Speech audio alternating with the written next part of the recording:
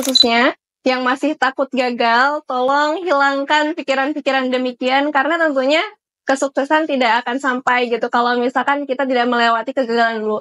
Karena tidak ada mimpi yang sia-sia gitu, pasti akan tercapai pada waktunya sesuai dengan skenario Allah, seperti itu. Jadi saya sempat menulis buku yang judulnya Menulis dengan Hati Berkarya untuk Ilahi. Ini Non-fiksi berarti. betul, non-fiksi. Bukunya seputar tips and trick tentang menulis membaca karena saya sudah senang dengan dunia literasi sebelum saya menjadi duta baca gitu ya Pak. Jadi prinsipnya jadi atau tidaknya saya menjadi duta baca, saya akan tetap bermanfaat gitu bagi umat, bagi masyarakat luas di sana. Satu buku yang tadi ya membuat saya mengubah diri saya gitu ya Pak. Dalam arti buku itu tuh membekas dalam diri saya adalah satu, jadi muslimah kudu sukses. Dalam buku itu saya senang karena dalam buku itu saya merasa perempuan-perempuan itu diwadahi. Perempuan juga punya potensi yang memang bisa dikembangkan walaupun sebelum dan sesudah menikah mereka tuh punya ruang dan juga punya kesempatan yang sama. Nah, dari buku itu saya termotivasi untuk menjadi diri saya yang sekarang. Jangan pernah takut gagal, karena kegagalan itu merupakan anak tangga menuju keberhasilan. Dan itu pun saya rasakan. Jika kalian mengalami kegagalan, maka jangan bersedih. Karena di kemudian pasti ada banyak kebahagiaan yang akan mendatangi kita. Ada sebuah diksi yang lagi menarik nih di pikiran saya, yaitu bahasa Inggrisnya tuh fall forward. Jadi jatuh tapi ke depan jatuhnya. Nggak apa-apa kita jatuh ya, misalkan gagal dan seterusnya. Tapi jatuh ini tuh kita harapkan pasti untuk sesuatu yang lebih baik Ya, ke depan maksudnya. Jadi fall forward. Harapan besar bagi saya, khususnya untuk Duta Baca Kabupaten Garut adalah semoga di tahun selanjutnya, di tahun-tahun selanjutnya lahir kader-kader penerus-penerus yang jauh lebih baik dengan potensi yang bisa dikembangkan lebih baik lagi. Halo teman-teman Primaris, hari ini kita senang sekali karena kedatangan seorang teman dari Duta Baca Garut, yaitu bersama dengan Sifatul Haya, betul ya? Ya, betul Pak. Oke, Sipa apa kabar Sipa? Alhamdulillah kabar baik Pak, gimana sebaliknya? Baik, alhamdulillah saya juga ya Sipa. Kita sebelumnya mengucapkan terima kasih ya, udah berkenan kita akan ngobrol-ngobrol ke depan terkait mungkin nanti tentang Duta Baca itu sendiri dan juga mungkin kegiatan-kegiatan Sipa ya. Panggilannya apa? Sipa? Sipa aja ya. Sipa itu kan artinya obat ya. Obat. Kalau Sifatul Haya? Obat kehidupan artinya. Oh Haya ya. Itu hidup ya, baik. Baik Sipa, sebelum kita ngobrol lebih lanjut mungkin boleh perkenalan dulu. Sipa itu mungkin sekarang kuliahnya jurusan apa, kemudian kemarin SMA di mana, berikut mungkin lagi ngerjain apa nih sekarang. Silakan. Oke, halo Sobat Primary English dimanapun kalian berada. Perkenalkan, saya Sifatul Haya. Saya seorang mahasiswi ilmu komunikasi, konsentrasi jurnalistik di Fakultas Komunikasi dan Informasi Universitas Garut. Nah, saat ini mungkin kegiatan saya ya Pak ya, selain sebagai seorang mahasiswi juga saya seorang volunteer di Badan Pengurus Pusat Pelita Intan Muda. Kebetulan saya aktif di sana di organisasi yang bergerak di sosial, ekonomi, dan juga pendidikan. Selain itu juga saya biasa mengerjakan proyek-proyek pribadi saya ya Pak, seperti di buku karena saya juga sempat nulis buku di tahun lalu. Tahun ini juga saya sedang proses gitu untuk penulisan buku saya yang kedua, seperti itu Pak. Oke, jadi ini Sipa banyak sekali ya kegiatannya ya. Kemarin dari SMA mana? Saya lulusan dari Mualimin Persis 212 Kudang, ada di Wanaraja tepatnya. Jadi ini mungkin barangkali teman-teman ya. Jadi ini adalah alumnus dari Persis Kudang ya, 12 ya. Baik.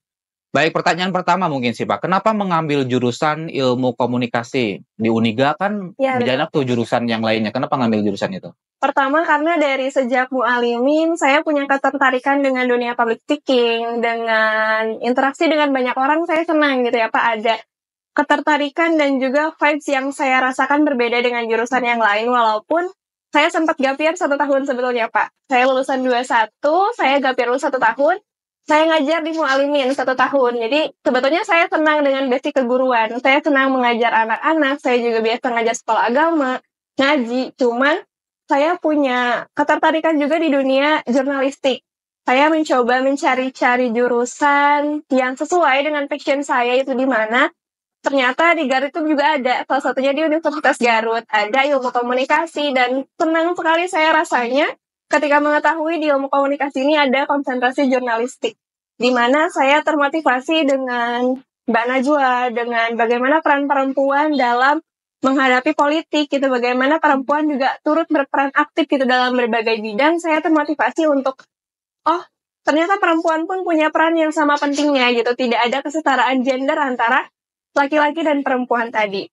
Selain itu, karena ada dorongan apa ya Pak, saya melihat kasus-kasus juga berita-berita yang bahwa rakyat kecil itu terkadang mereka sulit untuk menyuarakan suara mereka. Banyaknya kasus pencurian, misal pencurian singkong dan lain sebagainya yang sudah sama-sama kita ketahui, itu menjadi permasalahan yang jadi luas, yang jadi lebar, hukumannya sangat berat, sedangkan para koruptor yang mengambil lebih banyak gitu ya daripada mereka yang kecil, itu hukumannya ya hampir sama gitu. Itu yang membuat saya risau, miris gitu ya dengan keadaan sekarang bahwa oh ternyata harus ada yang menyuarakan suara rakyat kecil itu ke atas. Karena di zaman sekarang itu kalau misalkan kita nggak punya jabatan, kita nggak punya perlindungan untuk menyuarakan itu akan sulit ya Pak. Jadi di sana saya termotivasi karena saya juga merasa saya rakyat biasa ya Pak, saya orang kecil, tentunya saya ingin bisa menyuarakan suara rakyat kecil ke atas gitu ya, dalam arti ketika mereka dalam keadaan susah dan lain sebagainya, saya bisa menjadi jembatan mereka gitu untuk menyampaikan aspirasi dan ide-ide mereka.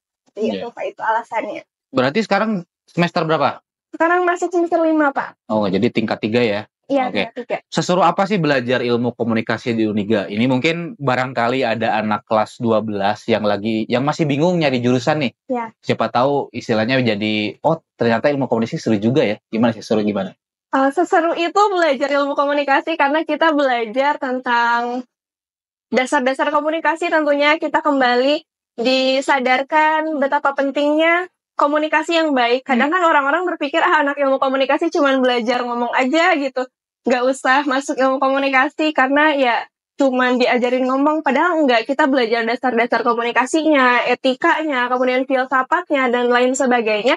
Kemudian selain itu kita juga belajar hal lain di ilmu komunikasi. Kita belajar videografi, kita juga belajar desain grafis, fotografi, kemudian kita belajar ada yang dinamakan dengan beauty class. Kita ada beauty class di ilmu komunikasi gitu. Kita juga ada perhotelan di mana kita belajar table manner, bagaimana etika yang baik ketika kita makan dan lain sebagainya. Itu diajarkan di ilmu komunikasi yang saya rasa ini tidak ditemukan di jurusan lain gitu. Selain itu di ilmu komunikasi juga dosen-dosennya yang asik ya, karena memang ilmu komunikasi itu harus menyesuaikan dengan zaman sekarang gitu ya. Dari segi bahasa, pembelajaran, dan lain sebagainya itu menyenangkan gitu ya. Jadi tugas-tugasnya juga, khususnya di jurnalistik seperti observasi, mencari tugas yang memang harus turun ke lapangan, itu menjadi kesenangan tersendiri bagi saya khususnya. Karena itu ada pelajaran yang nggak saya dapat di kelas, tapi saya dapat di luar, seperti itu. Iya, jadi ini mungkin barangkali ada teman-teman yang masih bingung ya, kelas 12 nih. Ini mungkin bisa jadi istilahnya sedikit gambaran ya, ilmu komunikasi seseru itu ternyata di Uniga ya. Baik sih Pas. Kita lanjut mungkin pertanyaan terkait Duta Baca nih ya, kalau boleh ya. Gimana ceritanya? Kenapa pingin ikutan ke Duta Baca Garut nih, sih Pak? Sebetulnya saya itu seseorang yang mendaftar Duta Baca di tahun 2023, tapi saya gagal di 40 besar. Saya hanya lolos di 40 besar, kemudian saya tidak lolos ke 20 besar saat itu, tahun 2023. Dulu karena saya merasa punya passion dan basic di literasi, saya juga sudah senang dengan dunia kepenulisan, saya senang baca dari sejak SMP gitu, makanya saya ingin mencari wadah yang memang mampu mewadahi potensi-potensi saya, supaya potensi itu bisa berkembang jauh lebih baik lagi dan bisa bermanfaat untuk banyak orang. Nah, saya mencari informasi, waktu itu saya cari-cari sendiri gitu ya, gak dapat informasi dari mana-mana, saya cari sendiri, saya daftar, tahun 2023 saya gagal, sempat merasa down ya Pak, gitu kayak, aduh daftar lagi gak ya, gitu, udahlah, mungkin belum rezekinya. Tapi di tahun 2024, kembali dibuka pendaftaran Duta Baca, ada perasaan, ikut gaya gitu. Pertama takut gagal lagi gitu. Yang kedua, duh gimana ya respon orang-orang tahu kemarin gagal sekarang ikut lagi. Tapi semua perasaan itu berhasil saya kalahkan karena sesungguhnya lawan yang paling berat itu diri kita sendiri ya Pak.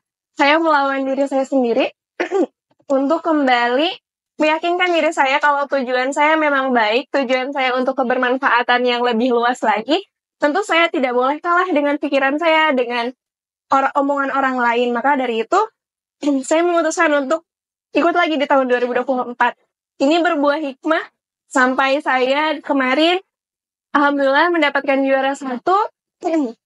Itu semacam penundaan yang disempurnakan gitu ya Pak. Saya mengambil hikmah, Allah itu menunda ini karena ingin menyempurnakan saya gitu ya. Allah itu nggak sia-sia serta-merta menggagalkan saya di 40 besar kalau tidak ada rencana yang lebih baik di kedepannya. Maka dari itu saya bisa mengambil banyak sekali hikmah gitu ya. Jadi jangan sampai kita merasa gagal ketika kita gagal pada saat itu gitu. Karena sejatinya tidak ada rencana yang betul-betul gagal. Mungkin tidak sesuai dengan keinginan kita, tapi barangkali Allah menyiapkan yang jauh lebih baik untuk kita. Nah dari sana karena saya masih bertekad untuk mengajak teman-teman, mengajak khususnya generasi muda untuk lebih peka terhadap literasi, jadi saya tidak mungkin menjegal mimpi ini di sini. Saya punya niat yang baik, saya punya tujuan yang besar gitu ya untuk literasi, khususnya yang ada di Garut, untuk teman-teman. Makanya saya membulatkan tekad saya untuk ya udahlah bismillah daftar lagi. Tapi dengan ikhtiar dan niat yang lebih ikhlas dan lebih luas, menyiapkan hati yang lebih lapang, kayak ya udah kalau misalkan nggak lolos, oh nggak apa-apa gitu, belum rezekinya. Dan setelah dijalani dengan ikhlas, dengan tulus, gitu, dengan ikhtiar yang maksimal, alhamdulillah saya lolos dari 40 besar ke 20 besar, kemudian ke 10 besar, 5 besar, 3 besar, kemudian saya menjadi juara 1 dan mohon doanya juga di bulan Oktober November ini saya akan mewakili Kabupaten Garut ke Jawa Barat. Iya. Jadi ini menarik sekali ya. Jadi teman-teman nanti ini bisa kita lihat ketika gagal itu jangan nyerah dulu ya. Ya, betul sekali, Pak. Ada sebuah diksi yang lagi menarik nih di pikiran saya, yaitu bahasa Inggrisnya tuh fall forward. Jadi jatuh tapi ke depan jatuhnya. Ini sama nih kayak yang Sipa sampaikan barusan. Jadi nggak apa-apa kita jatuh ya, misalkan gagal dan seterusnya.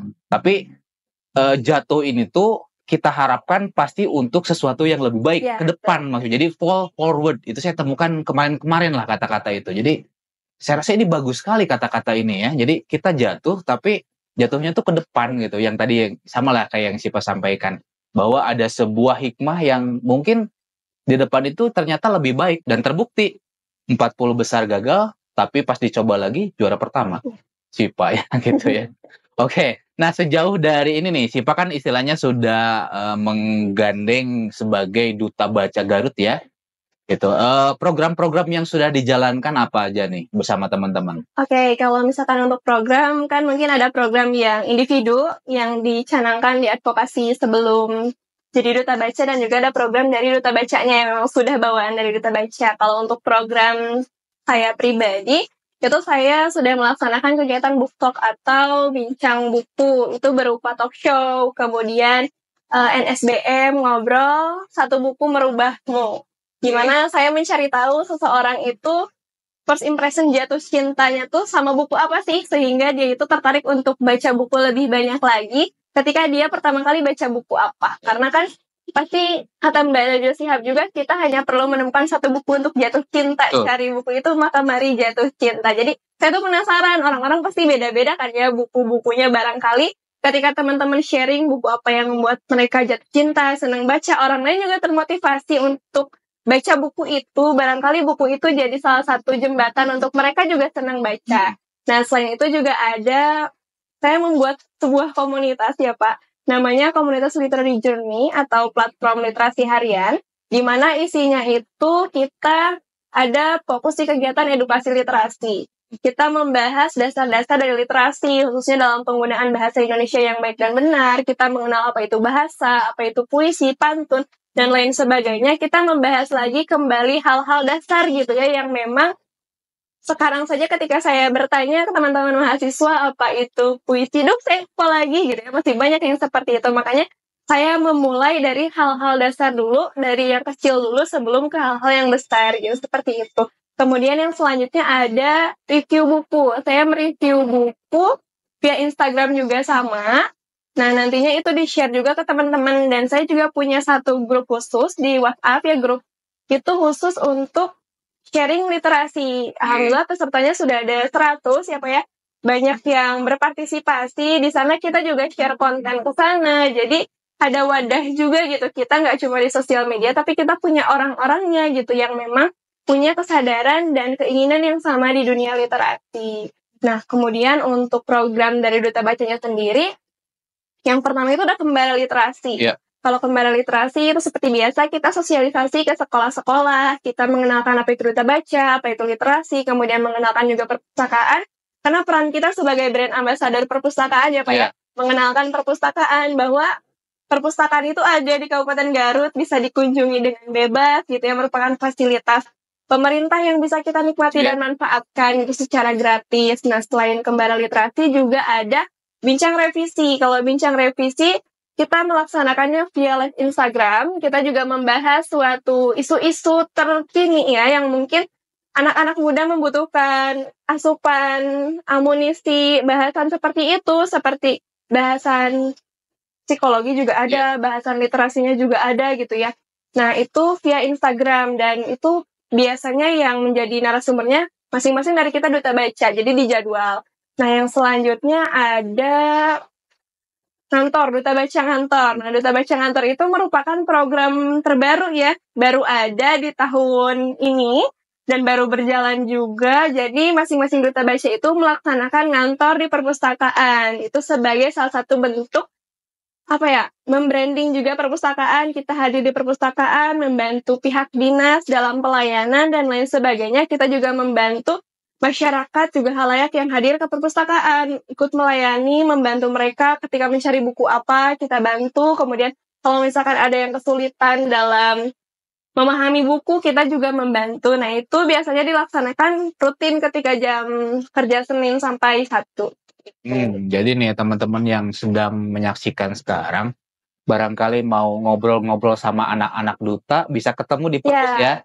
Mungkin kalau jadwalnya mungkin bisa dilihat di Instagramnya Duta Baca Garut, atau mungkin di Diskursif Garut biasanya suka ada ya.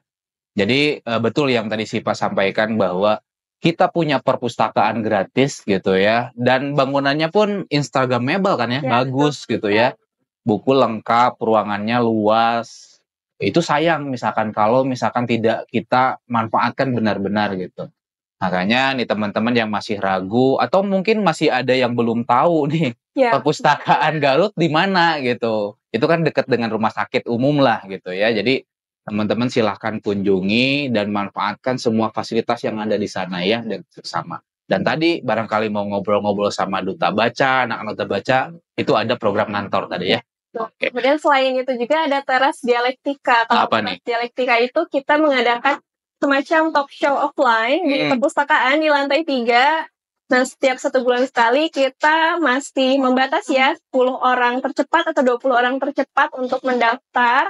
Nah, nanti di sana kita sharing-sharingnya secara langsung ya, secara tatap muka. Kita membawakan sebuah tema seperti biasa, hanya berbedanya ini dilaksanakan secara tatap muka gitu. Dan biasa ada seperti kegiatan seminar ya, seminar kecil-kecilan. Kita tempatnya di perpustakaan. Selain membranding perpustakaan, memperkenalkan perpustakaan, juga membuat masyarakat lebih dekat lagi dengan perpustakaan. Dan biasanya pesertanya itu terbuka untuk umum gitu. Nanti udah berapa kali yang seminar ini? Itu baru 1 kali karena ini juga program baru. Bulan kemarin ya, di Agustus? Iya, baru kemarin, dan bulan depan yang insya Allah akan ada lagi. Nah, ini jadi teman-teman nih jangan dilewatkan juga nih ya. Jadi pasti seru. Kemudian kan di sana kita istilahnya bisa bertukar pikiran gitu ya. Jadi nanti pantengin aja mungkin informasinya di Instagramnya. Kita baca. Betul. Ya. Nah, itu banyak juga ya ternyata program Duta Baca. Ya, saya juga ikut senang istilahnya, karena Duta Baca ini adalah salah satu mimpi saya dengan Kang Haikal, kalau boleh cerita ya. Saya sempat kan ngobrol waktu di ruangan itu ya, bahwa Kang Haikal sempat podcast dengan kami, ya istilahnya harapan saya itu Garut juga punya Duta Baca gitu, karena kan Haikal Duta Baca Jawa Barat gitu. Dan alhamdulillah terrealisasi sampai sekarang gitu. Jadi saya ikut senang dan melihat istilahnya tiap tahun ada kejutan-kejutan baru gitu ya. Kayak kemarin kan tempatnya lebih di terbuka umum gitu ya. Siapa bisa ngelihat ajang ini, itu kan istilahnya ada perbaikan-perbaikan. Ikut senang gitu. Nah, Pak, ini kan sebuah organisasi biasanya tidak luput dari perbedaan pendapat ya. Apalagi ini Duta Baca ada berapa orang, maaf, yang angkatan Sipa tuh? 20 orang. Ya, 20 orang gitu. Gimana sih seorang Sipa ketika ada perbedaan pendapat misalkan? Oke, kalau misalkan perbedaan pendapat itu sebuah hal yang wajar karena kita berbeda kepala, berbeda argumentasi, tapi solusi untuk itu kita hanya perlu berdiskusi dan bermusyawarah ya. Ngobrol lagi ya. Kita perlu ngobrol bareng-bareng, kita satukan ide satu sama lain, kita cari titik terangnya gitu. Ini kalau misalkan ide A dan B bisa dikolaborasikan ya kenapa tidak, dan kalau memang kondusif dan efektif kenapa harus dilewatkan kalau misalkan bisa menciptakan kegiatan dan juga gebrakan yang jauh lebih baik lagi gitu, karena tentunya tidak butuh satu orang gitu ya untuk mensukseskan suatu kegiatan ataupun sebuah argumen juga tidak perlu diiyakan semua. Betul. Tapi kalau misalkan kita menolak dalam arti kita diskusi sama-sama, kita cari jalan keluarnya, pasti yang memberikan pendapat ketika berbeda pun mereka, oh iya ternyata ada pendapat yang lebih baik, pendapat saya bisa disatukan, pendapat saya kurang tepat, disampaikan juga alasannya apa kurang tepat, misal bisa waktunya, kondisinya, dan lain sebagainya, pasti akan menemukan solusi yang terbaik. Karena kembali lagi kita perlu berdiskusi, perlu menyatukan tujuan yang sama. Ketika ada satu acara, kita berbeda pendapat, tentunya kita harus sama-sama ingat kembali tujuan acara ini tuh apa gitu, supaya sukses kita harus bisa kerjasama. Jadi tadi diskusi itu adalah salah satu cara yang paling ampuh untuk mengatasi perbedaan pendapat ini, Pak. Ya kembali lagi ini kan sama dengan jurusan SIPA ya, Ya. ilmu komunikasi. Ya saya rasa semua permasalahan itu sebenarnya bisa dibicarakan ya gitu. Mungkin tinggal ngobrol aja, kemudian ya sama-sama berbesar hati gitu ya, menerima istilahnya. Karena sebenarnya kan setiap perbedaan pendapat itu tujuannya sama. Cuman ya mungkin beda perspektif aja gitu ya, beda perspektif aja. Kata saya ini A, kata kamu B, itu tinggal nyari jalan tengahnya aja sebenarnya ya. Nah, dari sekian program itu yang akan datang program apa nih dari Duta Baca? Teras Dialektika. Itu bulan depan berarti Ya, di bulan depan. Oktober ya. Akan ngambil tema apa nih kira-kira? Udah ada kebayang belum? Kalau kemarin temanya apa ya yang Agustus? Kemarin itu ada kaitannya sama psikologi karena materinya Kang Zaki. Kang Zaki ya? Ya jurusannya, oke. Iya. Kalau untuk yang sekarang itu belum ada, Belum ternyata ya? belum turun temanya gitu, tapi insya Allah Oktober ada. Terus Tapi masih tetap 10 orang? Atau bisa lebih bisa banyak lagi nggak? lebih banyak. Ya mudah-mudahan bisa lebih banyak lagi ya. Peminatnya alhamdulillah lumayan banyak gitu ya, anak muda yang excited ingin ikut gitu ya. Jadi tentu kami pun kemarin karena baru pertama ya Pak, jadi kita masih takut. Trial error ya. Takut, jadi oh yaudah kalau misalkan banyak peminatnya ya insya Allah kita pun bisa mewadahi lebih banyak lagi. Iyalah mudah-mudahan bisa lebih banyak lagi supaya ya itu kebermanfaatannya bisa lebih gede lagi gitu ya. Apalagi ya bisa sampai 100, 200. Itu kan kita kan maksud saya diskusi kan punya ruangan juga kan ya. Misalkan apakah di ruangan itu, di mana itu kan fasilitas umum juga. Bahkan Pak Kepala juga kan sampaikan silakan yang mau main ke sini. Itu sering kan Pak Kepala bilang, silakan manfaatkan, kita ada fasilitas ini, yang mau diskusi itu dipersilahkan kan gitu. Ya mudah-mudahan ya, sih Pak ya, mudah-mudahan bulan depan ya bisa terrealisasi. Nah ini teman-teman nih, barangkali yang sedang menyaksikan sekarang, pokoknya pantengin aja di Instagram Duta Baca Garut atau di Instagramnya Sipa ya mungkin ya. Oke.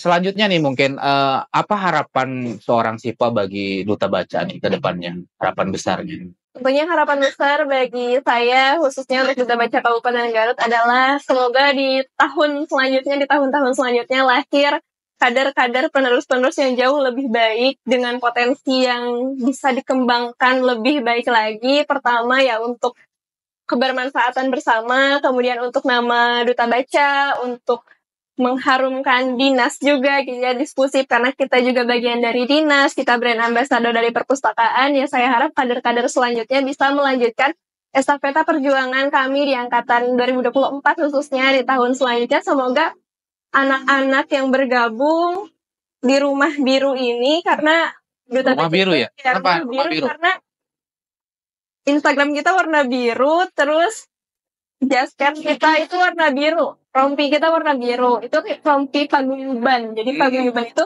warna identiknya dengan warna biru. Jadi orang-orang menyebutnya tuh Rumah Biru gitu untuk Duta Baca ini. Nah semoga penerus selanjutnya itu lebih peka dengan permasalahan-permasalahan literasi khususnya yang ada di Kabupaten Garut. Kemudian juga mereka juga turut berperan aktif untuk mencari solusi gitu ya dari setiap permasalahan yang ada di Kabupaten Garut. Oke. Nah, barangkali ada pesan nggak, barangkali ada teman-teman yang masih ragu, tahun depan kan pasti ada lagi nih ya, pasti ada lagi istilahnya pencarian untuk duta baca selanjutnya. Ada pesan nggak barangkali untuk teman yang masih ragu, saya ikut atau enggak ya? Ikut atau enggak? Silakan. Oke, buat teman-teman yang masih ragu untuk bergabung bersama kami di Duta Baca Kabupaten Garut tahun selanjutnya, tentu yang pertama yang harus kita kuatkan adalah niat. Alasan kita untuk bergabung menjadi Duta Baca itu apa? Ketika kita sudah punya niat yang kuat, kita sudah punya alasan yang baik, tentu kita akan selalu menemukan solusi-solusi yang kedepannya akan mempermudah jalan kita.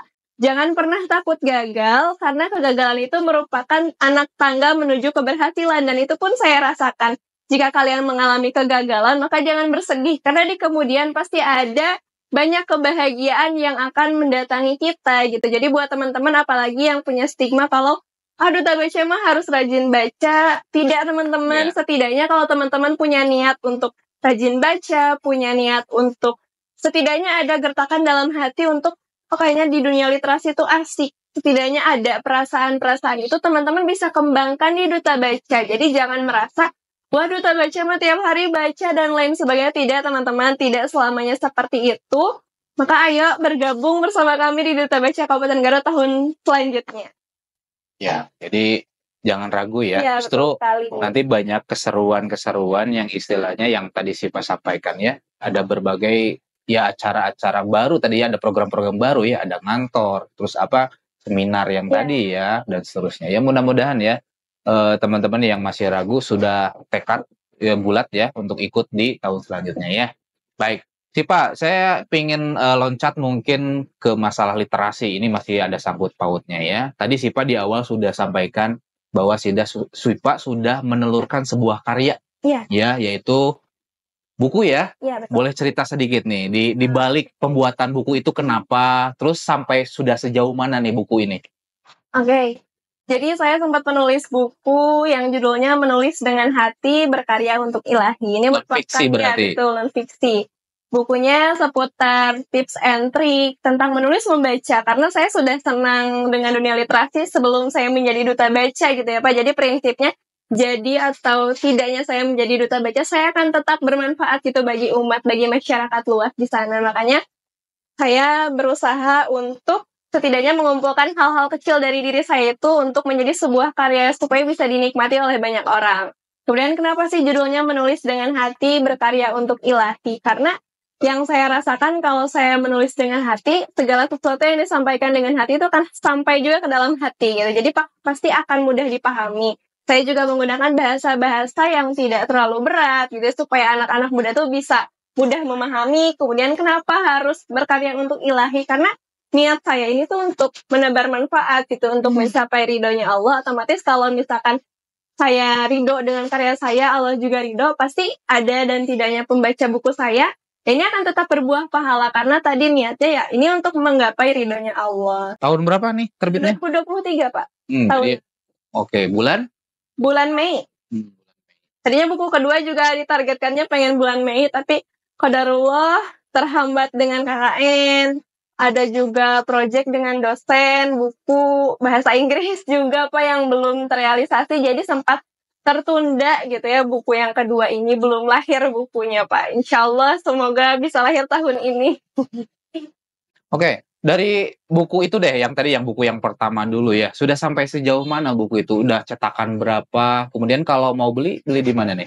Oke, teman-teman kalau misalkan mau beli itu ya Pak, itu bisa DM ke saya, karena saya juga ready stock. Kemudian bisa juga langsung ke penerbitnya di Elunar.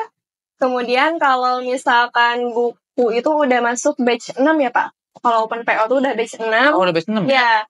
Sudah terjual hampir 250 buku. Oh, banyak juga ya. Karena saya juga tidak pernah ekspektasi akan terjual sebanyak itu ya Pak. Karena di awal karena saya modal nekat gitu ya Pak, belum punya harapan sejauh itu buku ini bisa tersebar luas. Tapi tadi karena saya niatnya karena Allah, mungkin Allah memberikan jalan yang lain gitu. Banyak peminat, bahkan sampai saat ini masih banyak yang bertanya buku masih ready atau enggak gitu. Jadi saya stok juga di rumah gitu, karena masih banyak teman-teman yang bertanya gitu, padahal itu buku yang saya terbitkan tahun lalu gitu, udah buku lama lah Pak ya kebilangnya.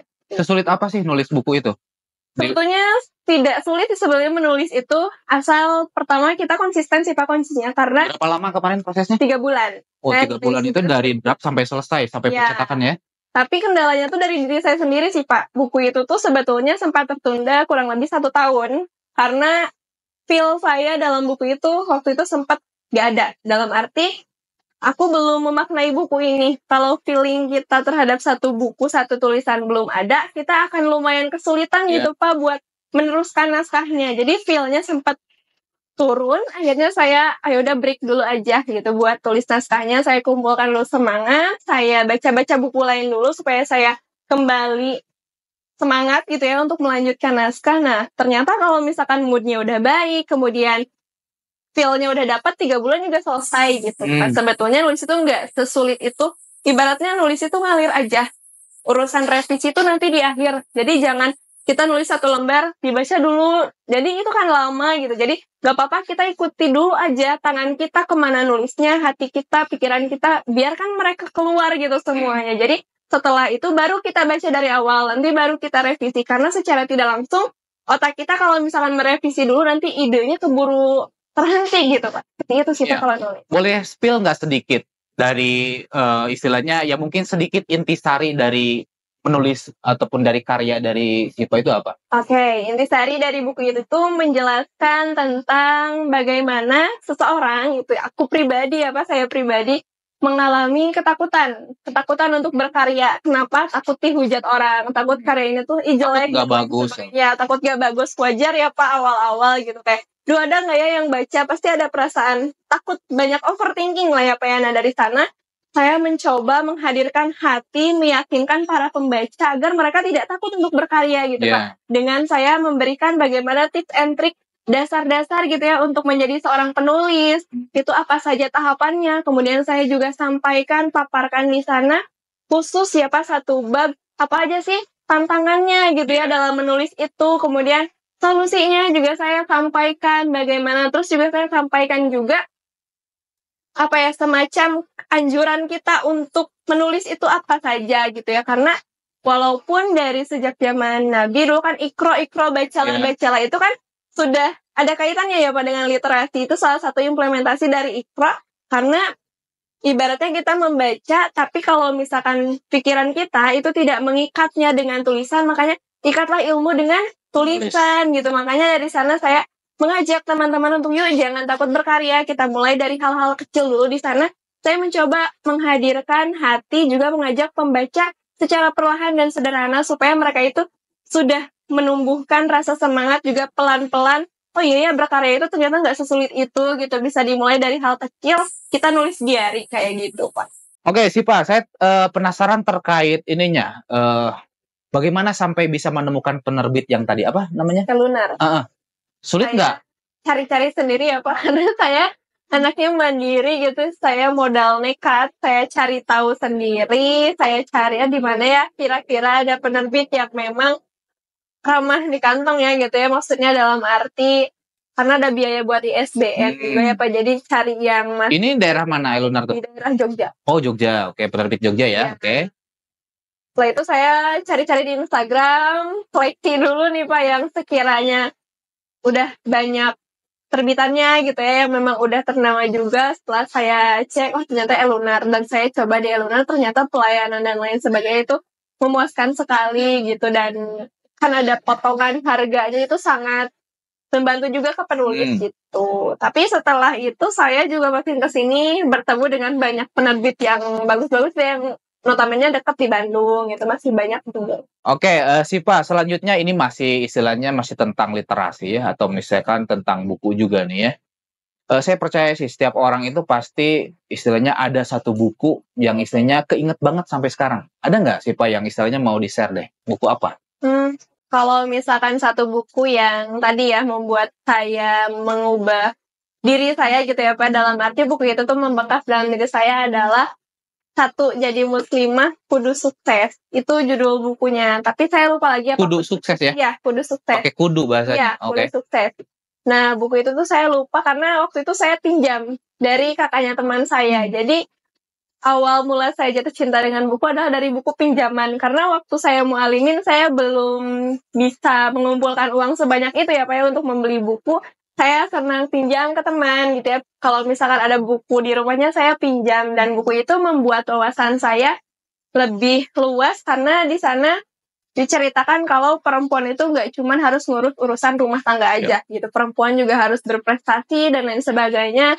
Dalam buku itu saya muncul motivasi tersendiri kalau misalkan perempuan itu jangan mau dijajah, dalam arti Tanda kutip dijajah ya. di sana ya tanda kutip ya, dijajah di sana itu bukan berarti dipekerjakan seperti apa, tapi perempuan juga karena punya peran yang sama gitu ya dengan laki-laki gitu. Jadi perempuan juga di era sekarang ya Pak ya sudah banyak yang bekerja dan lain sebagainya. Jadi dalam buku itu saya senang karena dalam buku itu saya merasa perempuan-perempuan itu diwadahi. Perempuan juga punya potensi yang memang bisa dikembangkan walaupun sebelum dan sesudah menikah mereka tuh punya ruang dan juga punya kesempatan yang sama. Nah, dari buku itu saya termotivasi untuk menjadi diri saya yang sekarang, bahkan karena di Mualimin itu secara tulisnya KTI, karya tulis ilmiah. Harus bikin ya. Iya, sama seperti skripsi ya Pak. Apa judulnya kemarin?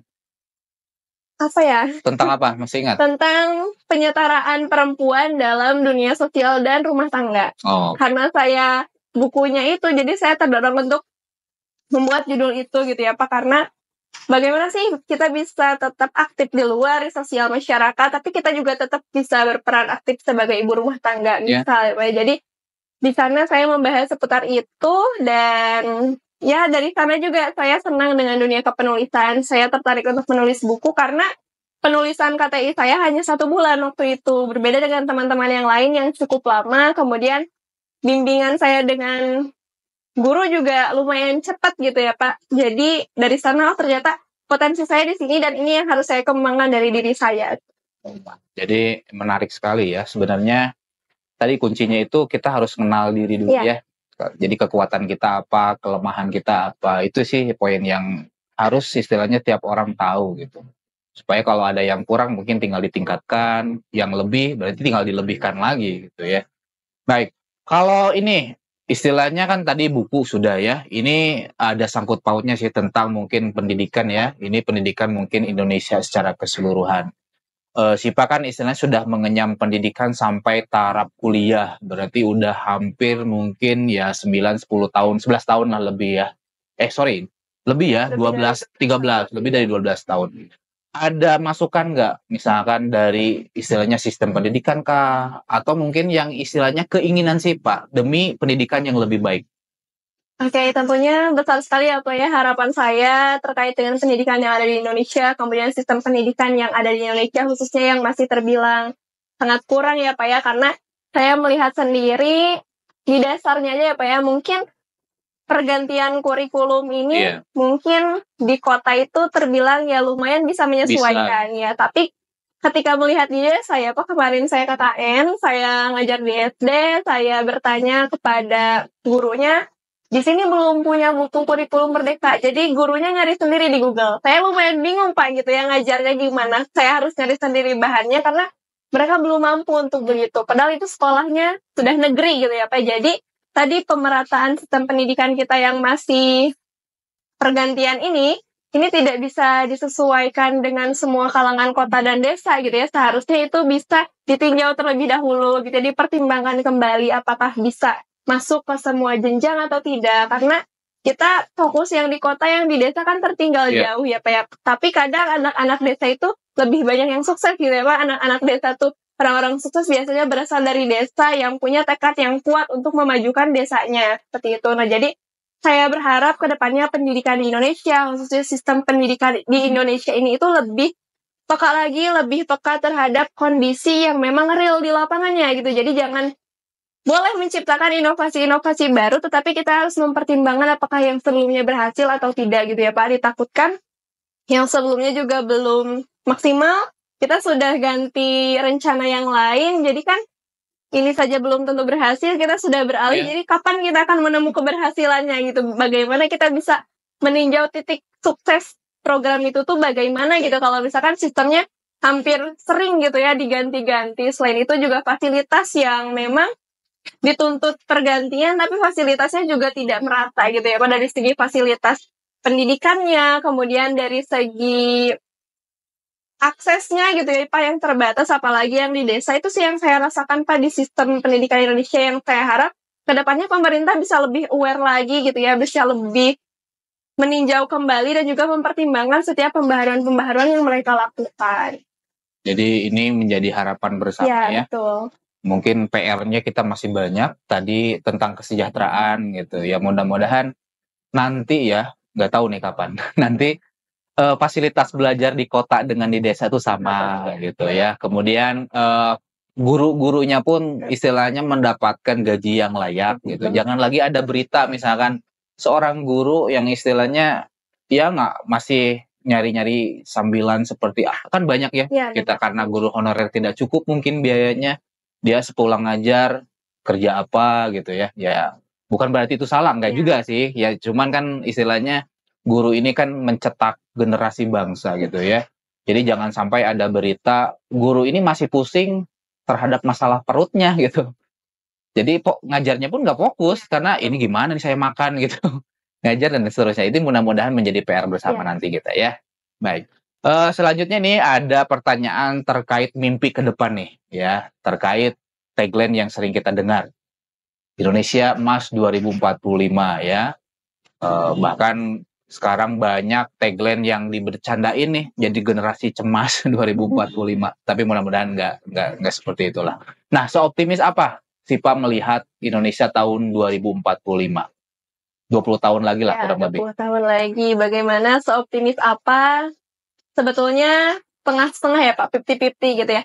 Melihat sistem pendidikan yang demikian, yang apakah menjadi pertanyaan sendiri bagi diri saya Pak, apakah sistem yang terus peralihan ini akan menunjang memberangkatkan generasi-generasi sebelumnya menjadi generasi emas, ataukah hanya menghambat karena melihat anak-anak di usia dasar, kemudian anak-anak generasi-generasi yang harusnya dipersiapkan untuk siap menjadi generasi emas itu jauh dari kata siap. Saya melihat bagaimana mereka dalam memahami pelajaran, bagaimana mereka memahami tentang negara, bagaimana mereka memahami Indonesia. Jangankan Indonesia, memahami Kabupaten Garut sendirinya gitu. Apakah mereka paham dengan permasalahan-permasalahan yang ada? Apakah mereka memiliki mimpi-mimpi yang tinggi gitu ya, khususnya di diri mereka sendiri, potensi-potensi apa yang akan mereka kembangkan. Mereka sedikit kebingungan gitu ya Pak, kesulitan. Jadi kalau misalkan seberapa besar optimisme saya gitu terhadap generasi emas, saya sangat berharap besar sebetulnya Pak, tapi itu kembali lagi ke bagaimana pendidikan gitu mendidik dia, menunjang mereka menjadi generasi yang seperti apa, dan kembali lagi ke diri sendiri. Kalau misalkan diri kita punya kesadaran untuk menjadi generasi emas, untuk mewujudkan itu, pasti ada dorongan dari diri kita untuk menjadi generasi itu dengan berbagai macam upaya. Iya, jadi mudah-mudahan ya kita ya harus optimis ya. Mudah-mudahan kita bisa nyampe tuh 20 tahun lagi. Ada sebuah ayat Al-Quran kalau tidak salah. Iya, ayat Al-Quran yang mungkin Sipa juga tahu. Tadi kalau istilahnya menyinggung bahwa ya ini harus dimulai dari diri sendiri gitu. Nggak bisa kita nyalahin, oh ini salah pemerintah, oh ini salah gurunya, salah sistemnya. Tapi ini istilahnya menjadi gerakan bersama. Ada sebuah ayat yang ku ampusakum wa ahlikum naro. Ya itu kan istilahnya pertama jagalah dirimu dan keluargamu gitu ya. Itu udah poinnya udah jelas sekali. Jadi sebelum istilahnya yang gede-gede ya diri sendiri dulu gitu ya, baru ke yang lainnya. Menarik ya Sipa ya. Baik, ada pertanyaan selanjutnya itu masih terkait salah satu skill mungkin ya yang istilahnya harus kita persiapkan bersama-sama, karena skill ini tuh istilahnya salah satu skill yang mungkin dibutuhkan untuk Indonesia secara global gitu supaya bisa bersaing, yaitu tentang bahasa Inggris gitu ya. Nah, kalau Sipa melihat bahasa Inggris ini sepenting apa sih menurut Sipa? Oke, kalau menurut saya bahasa Inggris itu merupakan bahasa yang penting. Kalau berbicara seberapa penting, sangat penting gitu ya. Terlebih sekarang dikaitkan dengan literasi, banyak sekali bahan-bahan bacaan yang sudah berbasis bahasa Inggris ya, yang terus kita mengaksesnya harus menggunakan bahasa Inggris gitu, yang tentunya bahasa Inggris itu bahasa yang luas, bisa kita pakai di mana saja ketika berinteraksi, bukan hanya di Indonesia, tapi untuk keluar juga kita bisa biasanya menggunakan bahasa Inggris yang lebih banyak dipahami gitu ya oleh orang di luar sana. Jadi penggunaan bahasa Inggris juga skill bahasa Inggris itu sangat diperlukan dan dibutuhkan, walaupun masih banyak orang yang merasa bahasa Inggris itu sulit gitu ya, tapi itu kembali lagi ke stigma mungkin ya Pak ya, pikiran-pikiran sendiri yang mendoktrin kalau bahasa Inggris itu sulit. Padahal bahasa Inggris itu tidak sesulit itu kalau misalkan kita punya pikiran-pikiran yang baik gitu, kembali lagi ke diri kitanya gitu, harus berpikiran positif kalau bahasa Inggris itu nggak sesulit itu, bahkan bahasa Inggris itu bahasa yang sangat penting dan dibutuhkan, apalagi di era sekarang, di era modernisasi, tentunya bahasa Inggris menjadi salah satu skill yang harus dimiliki oleh semua orang, Pak. Jadi ya mudah-mudahan ya tadi yang Sipa sampaikan, stigma tentang sulit ini hilang ya sedikit demi sedikit ya. Karena bahwa bahasa Inggris seperti sebetulnya sama dengan ilmu-ilmu yang lain ya. Misalkan ada yang suka matematika, ya sama sebenarnya. Kuncinya kan sama, tinggal mau dulu, itu ya kuncinya. Kalau nggak mau ya susah. Mau dulu, yang kedua ya mau ada prosesnya ya. Nggak ada yang instan gitu. Makanya tagline kami itu tidak ada 30 kali pertemuan langsung cacisus bahasa Inggris, itu tidak ada. Karena proses belajar itu pasti memerlukan waktu ya. Oke. Sipa, ini mungkin pertanyaan terakhir dari Primary English gitu ya. Mungkin ada pesan nggak dari Sipa untuk teman-teman yang sedang menyaksikan sekarang, sekaligus mungkin closing statement dari Sipa, silakan. Oke, buat teman-teman khususnya yang ada di luar sana yang masih ragu gitu ya untuk pertama untuk menjadi duta baca khususnya yang masih takut gagal, tolong hilangkan pikiran-pikiran demikian karena tentunya kesuksesan tidak akan sampai gitu kalau misalkan kita tidak melewati kegagalan dulu.